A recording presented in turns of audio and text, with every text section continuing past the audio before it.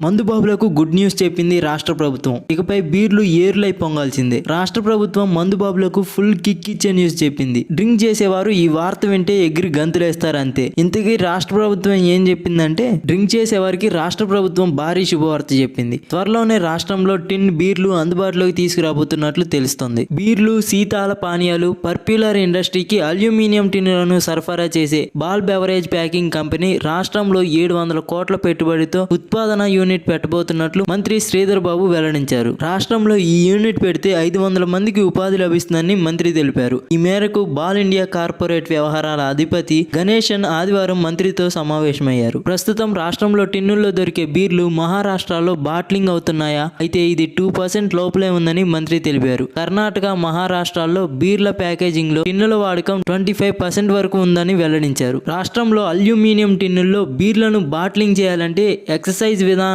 కొన్ని మార్పులు చేయాల్సి ఉంటుందని, త్వరలోనే దీనిపై ప్రభుత్వం నిర్ణయం తీసుకుంటుందంటున్నారు. 500 మిల్లీమీటర్ల పరిమాణంలో బీర్లను అల్యూమినియం టిన్నుల్లో ప్యాక్ చేయడం వల్ల ఎక్సైజ్ డ్యూటీ తగ్గి ప్రభుత్వానికి ఏటా 285 కోట్ల అదనపు ఆదాయం వస్తుందని శ్రీధర్ బాబు తెలిపారు. అయితే రాష్ట్రంలోనే అల్యూమినియం టిన్నులు తయారైతే ఇకపై టిన్ను బీర్లు అన్ని వైన్ షాపుల్లో అందుబాటులోకి వస్తుందని మందుబాబులు భావిస్తున్నారు. అయితే ఈ విధానం అమల్లోకి వస్తే మన మందుబాబులకు మాత్రం